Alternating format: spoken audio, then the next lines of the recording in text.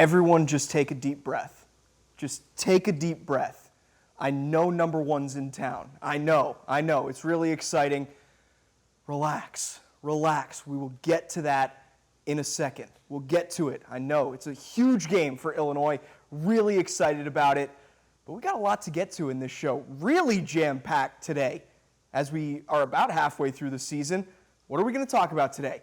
Of course, we're going to talk about that Purdue win. Went on the road, pretty good win. And then we're going to talk number one, Miami. I think they're for real. They look like one of the best teams in the country, if not the best. We have to talk about James Franklin at Penn State. What do they do with him? I'm not really sure what they're going to do. We're going to look ahead to the rest of the Week 7 slate, and then we're going to make some game picks as always. Let's get right to it. Illinois and Purdue. They went on the road, 43-27 win for the Illini. Luke Altmaier had a career day. He was great throughout the entire game, spreading it around, making sure the offense was in the right spots. The defense, a little bit up and down, but we're going to talk about the offense here first because that was the big positive. If you give Luke Altmaier time, we're learning, and you might have known this last year, but it's really taking shape this year. If you give him any sort of time, he's going to dice you up. He's going to find his guys because the receivers have been good enough, something that we were worried about, maybe still have a little concerns about who's behind Hank Beatty now, but they've been good enough to create some separation. If Luke Altmaier has time, he's going to find his guys. You never felt like all throughout Saturday, and I was on the sidelines, I was taking this video that you're seeing right there. You never felt like there was a throw that he wasn't going to make. You see a scramble, where's he going to go with this? No, he just find his guys, take his time. 86% completion percentage for a reason. Really impressive from Luke Altmaier on Saturday against Purdue. He was comfortable checking it down to his backs. Caden Fagan had a few catches out of the backfield, and then he was also comfortable letting it loose deep. He found Hank Beatty a couple of times down the sideline for some big plays at some times that they really needed a score or to answer a Purdue score, and he was mistake-free yet again. That's the thing with Luke Altmaier. He doesn't turn the ball over. He takes care of the football, and you're going to be in a really good spot to win a lot of games if your quarterback is mistake-free, and he has been really all year. I don't think he's thrown an interception all year long. And I mentioned that connection with Hank Beatty. It's really starting to blossom. You know, we talked all summer and all throughout fall camp, who's going to be the alpha, who's going to be the wide receiver one. We kind of anointed him on this show after, I think, week 2 against Duke, that he's that guy, but that connection just continues and continues to grow. He's really Luke Altmaier's safe outlet, and as a quarterback, you need to have someone like that. Hank Beatty, he was really good with Luke Altmaier all Saturday long against Purdue, and he's just so consistent. He's just always in the right place. He's always where Luke Altmaier thinks he's going to be and needs him to be. Only got targeted 6 times, but caught 5 of them and 186. Really impressive from Hank Beatty, and he was a big reason why Illinois was able to put up 43 points against Purdue. The run game, a little bit inconsistent still, but I still think trending in the right direction. Obviously, after a few weeks ago against Indiana, it felt like no hope for the run game, but it's trending. It's trending forward. Took a step forward against USC. I think took another step forward on Saturday against Purdue. A couple of times still, though, they needed a yard. They just needed to get a yard. I'm thinking back in the fourth quarter, they were trying to put the game away, and it was 4th and 1. They could have kicked a field goal, but they wanted to go for it, try to end the game there. Wanted to get a yard, handed it off to Caden Fagan. They couldn't get the yard. So there's still that for Illinois and the running game that they're still trying to work through. But this was Khalil Valentine's Day. We've talked about him all year on this show.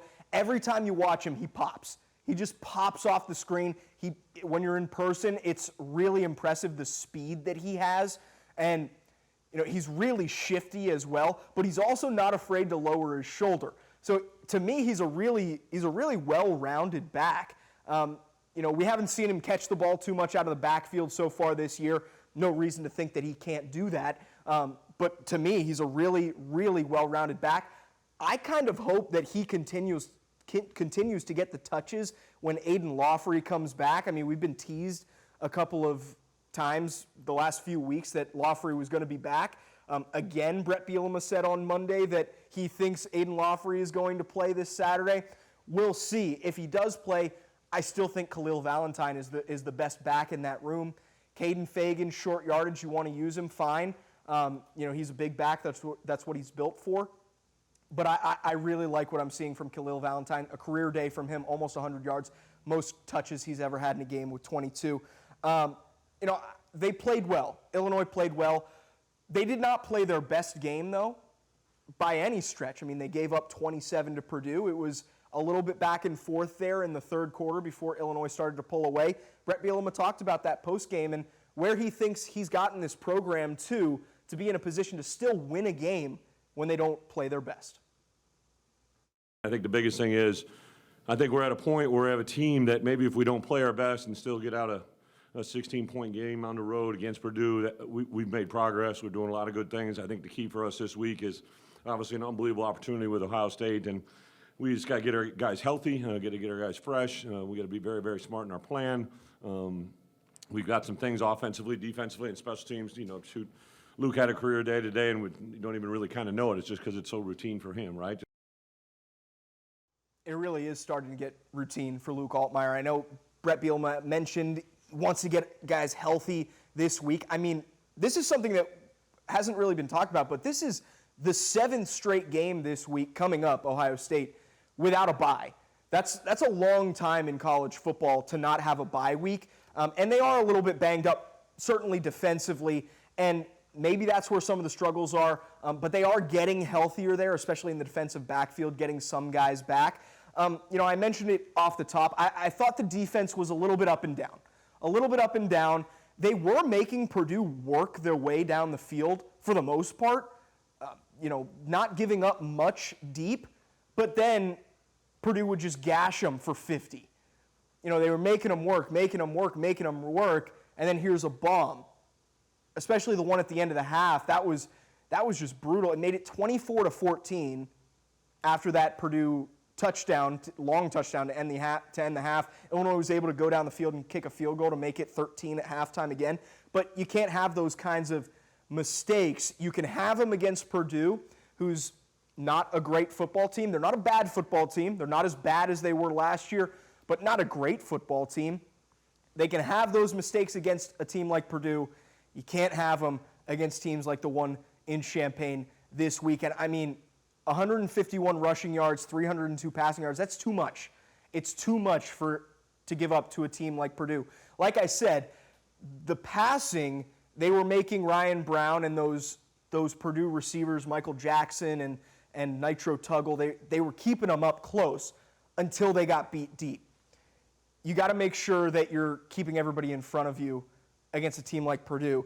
And the tackling, again, not up to par. Just not good enough. It's just not good enough from the Illinois defense right now, tackling. And that was something that Aaron Henry made very clear on Monday, that he is frustrated because when you miss tackles, that's when those explosive plays happen. 6 is too much. And again, explosive plays are 15-plus rush and 20-plus yard pass plays. I went through and counted them. Too much. Too many, and you certainly can't have them this upcoming week. But like I said, Aaron Henry talked a lot about those missed tackles and what he can do to try to make sure that gets fixed. Missed tackles are going to occur, right? Anytime you're playing defense, those are going to occur. But the effort from everybody else in regards to those missed tackles, that has to be like overly clear. When they are missed, we got to make sure we get the next guy has to get the ball carried down. And I guess the frustrating part for me is as the play caller, the way our defense is, we can't rely on one guy to make the play, and if he doesn't, it turns into an explosive. Like all 11 guys have to be running with their hair on fire. Yeah, he's right. Missed tackles are going to happen, but you got to make sure that you're swarming to the ball, and Illinois hasn't done that. There were a couple of times that Purdue made a couple of Illinois defenders miss, and they were in the end zone 10 seconds later. That's Illinois-Purdue. I still think they played well. A good win on the road, 16-point win. You're going to take that every time if you're Illinois. Still some things to try to fix heading into this week. All right, around the country, Vandy and Alabama This was a bit of a dogfight. Alabama ends up outlasting Vanderbilt 30-14. They covered the spread. It was a dogfight in the first half. Vanderbilt kind of had control of this game really into the third quarter. Bama couldn't really get much going offensively. Vandy, they were moving the ball a little bit up and down the field, but it was close. It was close. But the difference in this game to me was Jam Miller. Welcome back to Jam Miller for Alabama. He's really important for the Crimson Tide. He's been banged up really all year. He played against Georgia last week, but he didn't have a lot of touches. It was his first game back. This was his first real game back, and you see what he did. He was really impressive, especially when Ty Simpson in the passing game couldn't really get anything going. Jam Miller was there, being consistent, 6 yards a pop. Really impressed by Jam Miller on Saturday, and if he can continue to play that way and the passing game gets going for 4 quarters, Alabama, we already knew they were dangerous, but they're going to be even more dangerous in the SEC and leading up to the playoff and what have you. For Vanderbilt, like I said, they played well in spots. Their defense really played well up until the fourth quarter, really, where Alabama kind of extended that lead. I think it was 23-14 for over a quarter from third quarter into the fourth quarter. The score was deadlocked, and Alabama broke away late. Diego Pavia, he couldn't get a lot going for Vanderbilt's offense.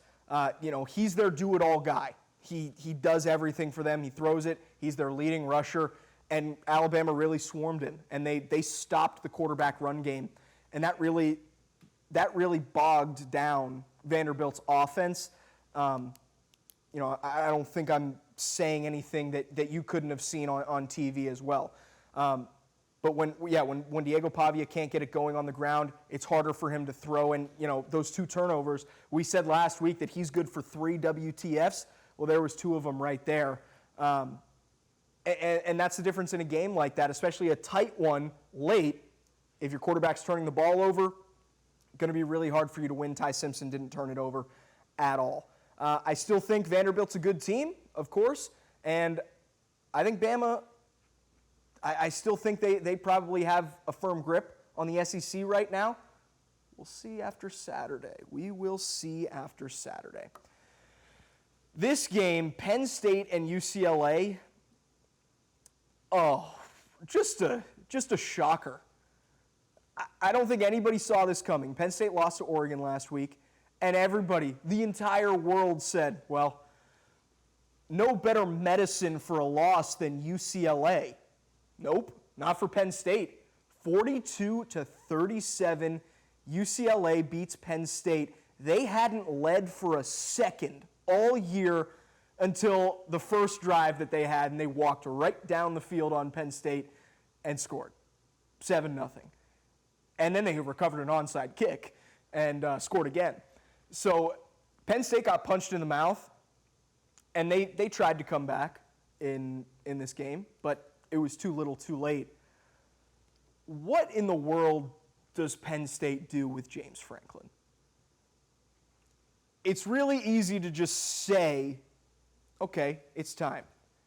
It's time to let him go. But you look at his win-loss record, 104-44. It's hard to justify, even with the top 10 record and the record versus Ohio State, which is the program that you're trying to match in the Big Ten. Let's make no qualms about that. You're trying to match Ohio State. And I think it was 4 years ago now, James Franklin said, we're a really good program. We're a great program, but we're trying to be elite. We're not elite yet. It's hard to see if that's ever going to happen with him at the helm at Penn State, because they're just not doing it. They built for this year for 4 years. We've talked about this on this show. 4 years they built towards this season. They brought everybody back from last year. A really good team last year brought everybody back. They went and poached Jim Knowles from Ohio State, and this is the outcome so far through 5 games. They're 3-2, and they lost to probably the worst Power 4 team in the country in UCLA. I mean, let's be real. Penn State's not paying a $56 million buyout for a good head coach in James Franklin. They're not going to do that. But this game was a really good microcosm of what Penn State has been with under James Franklin the last decade plus, and there are things in the game where you wonder how can a coach and a coaching staff let that happen. Nico Iamaleava ran all over this Penn State defense, all over him. They couldn't stop him at all, scrambling from the pocket. And James Franklin was asked post-game, well, did you try to spy him a little bit? And he said, well, we couldn't really spy him. We lost Tony Rojas to injury. You're the coach, James. You're supposed to find another answer than, well, we lost Tony Rojas to injury. And Tony Rojas is a really good player. He's a really good player. He's really fast. He would have been perfect for that. But you have to have another answer. And it seems like James Franklin is out of answers at Penn State. And that's the hard thing for the fan base. I've never seen a fan base as united as the Penn State fan base is right now against James Franklin. He's in a really tough spot. This was pointed out to me by somebody else, but I really agree with it. I can't think of a better comp. James Franklin is like Mark Richt at Georgia. Georgia, for a decade, was just good. They were really good at some seasons, but they couldn't break through. Nobody was ever scared of them. They weren't national title contenders. And finally, Georgia said, well, enough. We're done with this. And Mark Richt left, and he went to Miami and didn't do so hot at Miami, but that's not the point. At some point, enough is enough. I don't think we're quite there yet. At least Penn State administration isn't. We'll see. I mean, there are more losses on this schedule for Penn State. We're going to find out. They're going to lose to Ohio State. They've played Indiana as well. They even have Nebraska, which is a hard game at home. So there are more losses on that schedule for Penn State. We'll see. I don't see them paying $56 million to buy out James Franklin, though. Fortunately or unfortunately for Penn State fans. Let's get to some real teams. Miami and Florida State. This was the biggest blowout of a 6-point win I've ever seen. 28-22, Miami goes into Doak and beats Florida State on the road. I think Miami looks like the best team in the country. I think they even look better than Ohio State because their offense and defense together, they're just really good. There's really no bad spots for Miami. They revamped the secondary. They revamped that offensive line and brought in some new receivers. And Carson Beck, of course, he was great again. And guess who he was throwing to? A true freshman wide receiver, Malachi Toney. And he was just unstoppable against Florida State. Up and down the field, 9 targets, 7 catches for 107 and 2 touchdowns. A true freshman. He actually should be a senior in high school. He reclassified. Just really impressed by him and Carson Beck and this entire Miami team, especially the offensive line and the defensive line. I think the defensive line is the best group in the country at that position. The defense really just swallowed up Florida State. Florida State couldn't really get anything going. They had a good first drive, led to a field goal, but they had a good first drive. And then after that, it was really nothing. I don't know what you're supposed to do with when you're playing a defense like this. And we talked about it in the preview last week that I feel like Tommy Castellanos has to do everything, and he can't do everything. He's a good player, but he's not a Heisman contender. They couldn't get the run game going. That's what Florida State needs, is they need a run game. They need a run game outside of Tommy Castellanos. And Miami just didn't let them do it. Didn't let them do anything. They came back later in the game and made it look close if you were just watching the score or the box score. But Miami really took it to them, and they've beaten every single good team in the state of Florida so far. So congratulations to the Florida champions, Miami. They look great. They've got a couple of tough games on their schedule left, but it seems like they're going to cakewalk into the ACC championship game and maybe even the playoff. We've got a good slate this weekend, a really good slate this weekend coming up. A lot of ranked teams against a lot of unranked teams. Let's look at our season record first. We've made it to over 500 against the spread. We've done it. Finally, we've gotten there. 9-8. We're going to keep going. We're going to keep rolling. 11-6 against the straight up, rather, and 9-8 against the spread. We're going to try to improve on that again this week. Massive game in the Big Ten. Massive game on Saturday. No, not Ohio State and Illinois. Indiana and Oregon. Who would have thought this game 3 years ago was going to be a huge game for the Big Ten? Somebody probably would have punched you in the mouth for saying it. Indiana and Oregon. 2:30 kickoff in Eugene. This is the game where we find out, I think, if Indiana is for real. I tend to think that they are. I really think that Indiana is a very good football team. Oregon, of course, a very good football team. They already have that win on the road against Penn State. You know, Indiana, they had two of these kinds of games last year. They lost them both. They lost at Ohio State, and they lost in the first round of the playoff at Notre Dame. And they struggled a little bit with Iowa last week. So a little concerned there, just momentum-wise, coming into it. But this is a game that Indiana really, I don't know if they need, but they'd really like to have. The Indiana offense is just really good. It's just really good. Look at those ranks. 4 in the top 5, and then their passing is 36th. Okay, they just pound the rock. They just run the ball, time and time again. They just keep running it with a mix of backs, and they can keep doing it. And when they don't want to, hey, Fernando Mendoza is a really good quarterback and can sling it all over the field too. And they've got a couple of really good receivers in Omar Cooper and Elijah Surratt. This Indiana offense is really impressive. Trust me, we saw it when Illinois went on the road to play Indiana. Put up 63 of them things on them. Indiana's really good. And again, for Oregon, can Dante Moore do it again? That's the question. Can Dante Moore do it again? Still a young guy, still not too experienced. He went on the road and played really well against Penn State a couple of weeks ago. Now he's back at home, probably against a better team in Indiana. Can he do it again? We're going to find out. He just needs to find DeCorian Moore, another true freshman wide receiver that's been great this year. Just needs to find DeCorian Moore. What do I think is going to happen in this game? I think it's going to be a really good game. I think Oregon is going to win.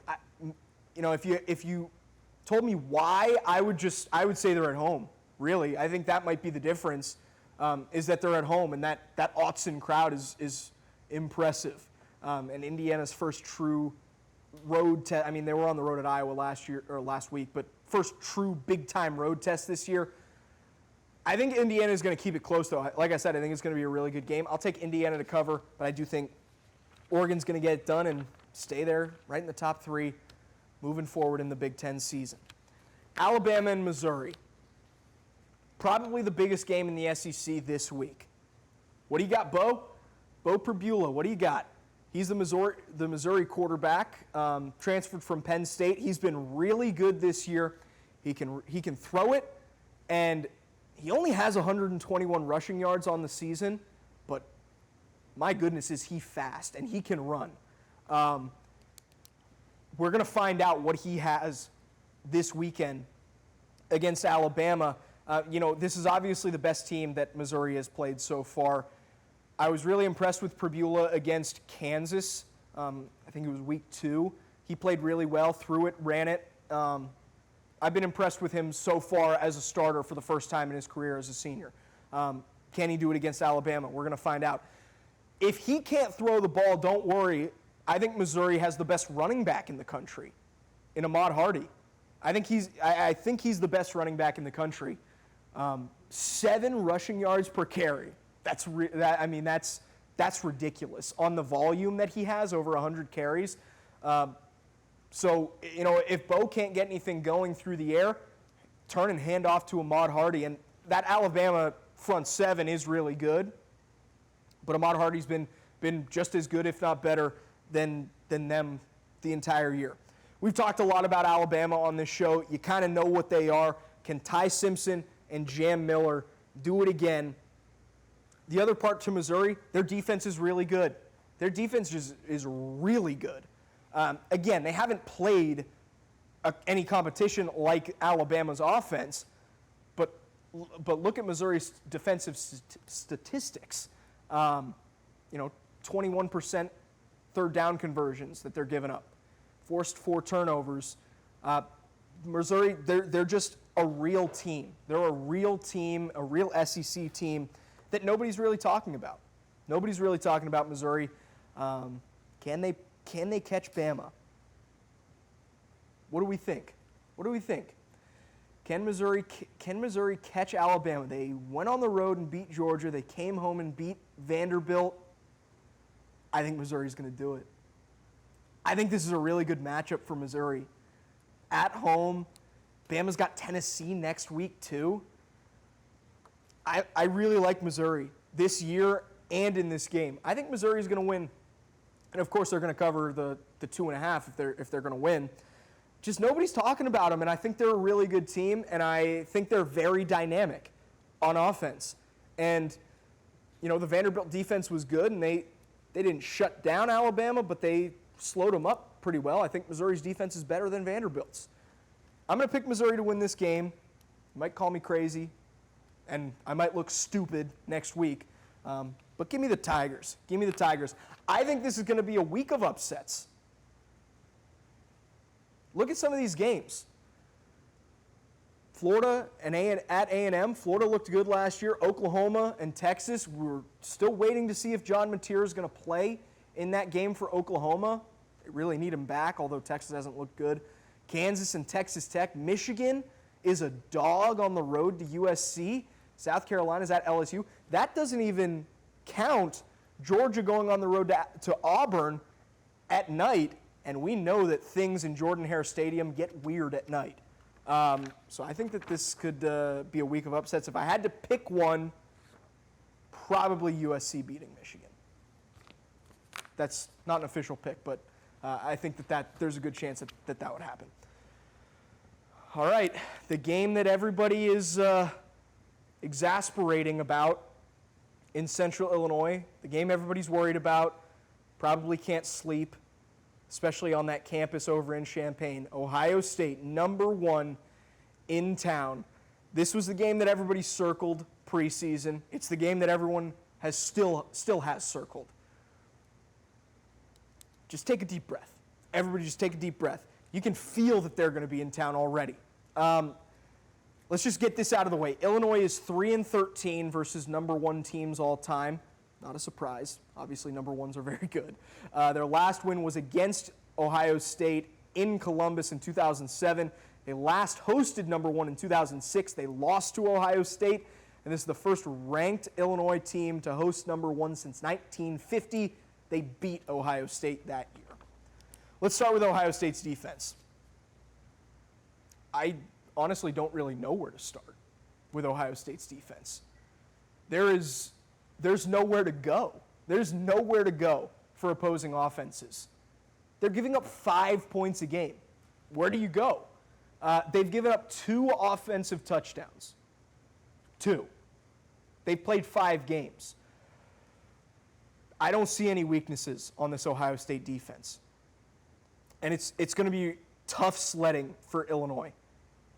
Really tough sledding, especially if the offensive line for Illinois doesn't play the best game that they've played all year. Because they haven't played great. They've played better the last couple of weeks. They've got to play the best this week against this Ohio State team. You saw it. They were top 5 nationally in pretty much every category. The good thing, I guess, they don't really force that many turnovers, and Illinois doesn't turn the ball over. So you're going to get your possessions, I guess. Caleb Downs is the guy that makes this Ohio State defense run. If you pay attention to college football, you know who this guy is. Started as a true freshman at Alabama, transferred, this is his second year at Ohio State. You got to find him. You got to find him before every single snap if you're Luke Altmaier. He will track down the ball in the air, and he will come up and crush you in the run game as well. Really good player. He's going to be a top 3 pick into the NFL in April. So maybe enjoy watching him if you're an Illinois fan, but don't root for him.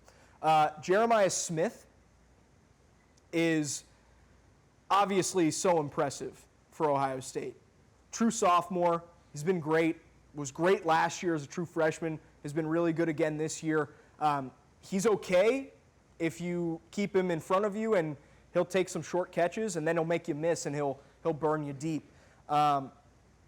He's also a deep threat too. So, it's really a game of chicken that you're going to have to play with Jeremiah Smith, and it's a scary game to play because he's better than you, to be quite frank. He's better than you. Aaron Henry, he's got a lot to think about on the defensive side for Illinois, because how much do you shade to Jeremiah Smith and then leave yourself vulnerable on the other side to guys like Carnell Tate and Brandon Innes? I don't envy his job of trying to figure that out this week, but he's going to have to try to do it. Ohio State, they're not crazy explosive offensively, but they will move the ball. They will move the ball on you, and you got to try to figure out, hey, where can we take our chances, bring some pressures, try to create a turnover, something like that. The guy that's handing the ball out to everybody on offense is Julian Sayin. It's his first year starting. He's been really good as well. They haven't, they played Texas in week 1, and, I can't say Julian Sayin played well. They won 14-7, but it was his first start. After that, he's been really good. He went on the road a couple of weeks ago to a pretty raucous environment at Washington and really silenced the crowd. They moved the ball up and down the field. Didn't, like I said, not too explosive, but they scored enough. And he's really comfortable in that offense, and he's really comfortable taking his time, and they protect him pretty well. They really protect him pretty well. And he really doesn't turn it over very much at all. So Ohio State's not going to give you a lot. They're really not going to give you a lot. And, the Illinois coaches, they know what they're up against this week. They know that Ohio State, certainly on paper, is the better football team, but they're going to try to dial something up. This is what they had to say on Monday. He's deadly accurate, right? His just down-the-field vision is superb, right? How he moves in the pocket. He hasn't taken too many sacks. He hasn't thrown too many interceptions. Jeremiah Smith don't make your job easier, right? Carnell Tate doesn't make your job easier. Brandon Innes doesn't make your job easier. The kind of players they have, obviously they're extremely talented, and we got to create a really good game plan to try to limit some of those explosive plays. So what Jeremy spoke about earlier, and we got to do what we can to contain them because, they're a really, really good football team for a reason. They rush the passer well. They cover well. They blitz well. They play base well. They play multiple fronts. Outstanding defense. And they got a lot of different variations of what they do and play confident in it, and really impressive. Are there any Illinois advantages in this game? I was trying to come up with some. They are at home. Ohio State, I guess, isn't very dominant on the ground, so maybe you could make them one-dimensional. But again, that's a scary proposition when you have Jeremiah Smith and Carnell Tate on the other side. They need to get Ohio State into third and long situations. I just don't think there's going to be a lot of points to be had in this game for Illinois offensively at all. So the defense is going to have to play out of their minds. You have to pressure Sayin. You have to get them into third and long. You have to try to take the running game away, which are three things that Illinois' defense have not excelled in so far this year at all. If this is going to happen, that's what they're going to have to do. Ryan Day, he thinks that this is going to be a tough game, and I'd agree with him. It's a tough game. Illinois is a good team, and he's making sure that his guys know that they're going to have to be prepared when they walk into Memorial Stadium on Saturday. Brett is as good a coach as there is in the game. He's got a really good staff. His players are tough. They're smart, and they know how to win. And they know how to win games like this. At home, noon game, 11 local time. They're really good. So we have to have them. The best week of practice we've had all year, and we got to get on that plane, get ready to play with a ton of energy, and play with a great physicality and fly around because it's going to be a great atmosphere. I know that. Our players know that. All right, Jim Kosick has stopped by. He wanted to be a part of this show Big one on Saturday, Jim. What's the weather going to be like at Memorial Stadium? Well, I tell you, James Franklin hater, the weather's actually going to be looking pretty good here. So listen, if the Buckeyes are coming here thinking that, hey, I don't need any stinking visor on my helmet, they got some issues here, especially if they're going to be headed to the north end zone with the light wind coming from north to south. So, but that's great tailgating weather. It's chilly, gets you in the mood for game day. This is going to be an awesome day, James Franklin hater. Great tailgating weather. 71 at kickoff? That's perfect. Yeah, that is. All right, Jim. How Thanks so about much. next week again, James Franklin hater? We'll see. We'll see. Hashtag we are. Get out of here. Okay. What do I think is going to happen in this game? Look, I just don't see it for Illinois. I don't see how they can win this game. Nobody's giving them a chance, including me. I just can't see it. Ohio State's defense is so good. I can't imagine Illinois scoring more than 2 touchdowns. And do I trust their defense to stop Ohio State from scoring 2 touchdowns? I don't. So I think Ohio State's going to win this game. I'll say Illinois covers. If it was 13.5, I might take Ohio State, but since it's 2 touchdowns plus the hook, I think Illinois will cover. I think they can keep it close. I just don't know where the points are on the field for Illinois' offense. You got to dirty up the game. You got to make Ohio State work to get up and down the field, and then you got to pop some big plays on offense if you're going to win this game. If you're Illinois, but I think Ohio State's going to win this game, and I don't think anybody's surprised by that. But it'll be really fun, and Memorial Stadium is going to be rocking. All right, before we get out of here, one quick thought on private equity infusions. Late last week, there was a report that the Big Ten is in talks for a private capital deal that would be worth upwards of $2 billion. My understanding is that the Big Ten wants to spin off some sort of extra piece to its business that would handle the business side of things like media rights and sponsorships. At the baseline, that sounds fine. The Big Ten wants the term to be private capital, not private equity, which is an important distinction because a lot of the schools in the Big Ten are state institutions. You can't have private equity in them. Some of the reports say the money up front could be $100 million. That's great, but what are you giving up? You always have to remember the question, why would X, in this case a private equity firm, want to do this? They're obviously only interested in making money themselves, and that's fine. It's literally their job. You can say the firm will have no power, no voting rights, nothing like that. But for example, if there's a chance to make more money for them by expanding a playoff to 24 or 28 teams, you think they're not going to do that or push for it heavily? We already have a problem with people that don't care about ramifications making decisions purely based on money. Now the Big Ten and Tony Petitti want to make a deal with the devil. That's our show. Enjoy Saturday. You don't get to see number 1 in town very often, so enjoy it.